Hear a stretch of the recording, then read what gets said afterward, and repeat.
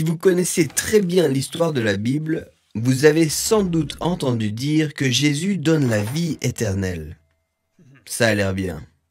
Mais qu'est-ce que Jésus veut dire par vie éternelle?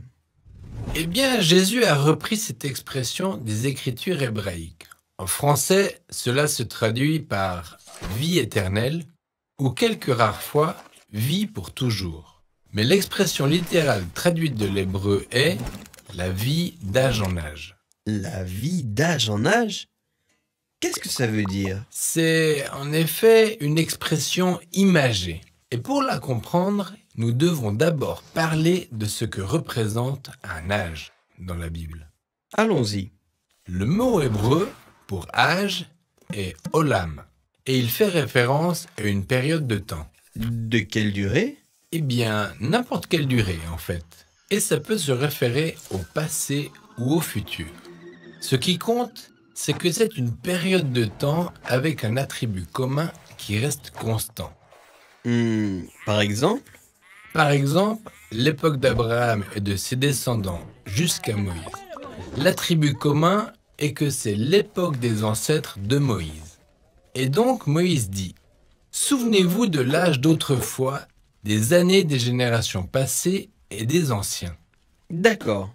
Un âge peut être plus court, et aussi en se projetant dans l'avenir, comme Samuel qui va passer toute sa vie à servir dans le temple. Au moment de sa consécration, sa mère Anne désigne cette période comme un âge. Donc, un âge est une période de temps qui a une caractéristique unique et constante. Exact. Et il peut y avoir toutes sortes d'âges différents selon ce sur quoi on veut se concentrer. Tu as tout compris. Et donc, quelqu'un pourrait vivre sur deux âges en même temps s'il leur arrive de fusionner. D'accord. Revenons donc à l'expression « la vie d'âge en âge ». De quel âge parle-t-on? Eh bien, au début de l'histoire biblique, les humains sont créés à partir de la poussière du sol. C'est une image biblique propre aux créatures mortelles. Autrement dit, ils vivent à un âge où ils peuvent mourir. Mais Dieu prend les êtres humains et les place dans un jardin sacré où ils sont invités à vivre une vie nouvelle ayant plus de substance. En mangeant de l'arbre de vie. Oui, on apprend que ça leur donne la vie d'âge en âge. Une vie au potentiel infini parce qu'ils sont connectés à la vie divine de Dieu lui-même.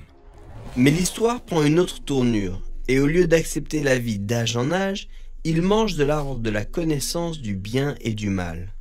Exact. Ouais. Manger de cet arbre revient à se saisir de la vie selon leurs propres termes en rejetant la sagesse de Dieu. Et donc, ils sont exilés de la vie d'âge en âge et basculent dans l'âge de la mort. Ils se brutalisent, ils font ce qui est juste à leurs propres yeux, ils sombrent dans la violence.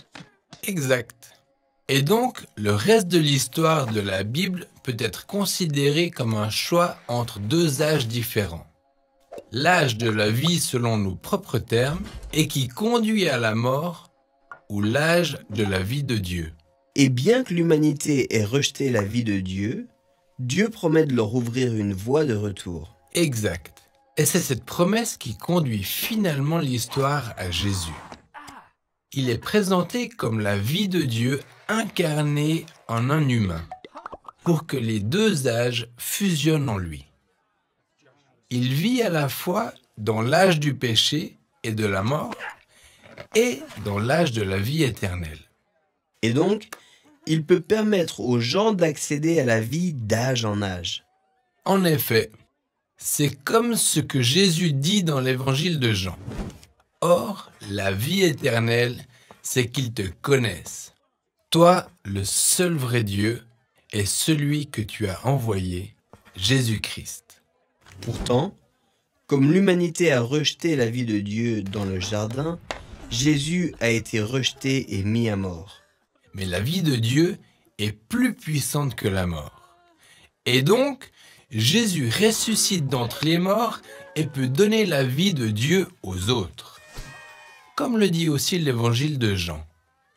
Celui qui croit en lui ne périra point, mais aura la vie éternelle. C'est la vie d'âge en âge. Intéressant. Alors, la plupart des gens pensent que la vie éternelle est quelque chose qui arrive après la mort.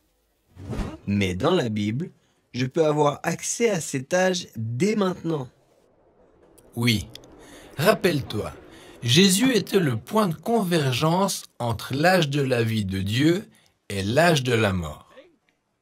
Et cela signifie que lorsque les gens lui font confiance, ils peuvent vivre la vie éternelle ici et maintenant.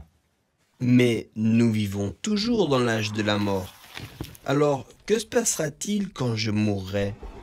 Eh bien, comme la mort n'a pas pu vaincre la vie éternelle de Dieu en Jésus, de même, nous pouvons demeurer vivants en Dieu même si nous sommes physiquement morts.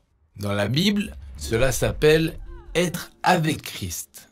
Et on n'en parle pas beaucoup parce que ce n'est pas ainsi que s'achève l'ensemble du récit biblique. La Bible met l'accent sur le moment où l'âge de la vie triomphe totalement de l'âge de la mort et où ceux qui sont avec Christ sont recréés pour prendre part à la vie éternelle de Dieu. Un monde où l'âge de la mort n'a plus aucun pouvoir. Exact.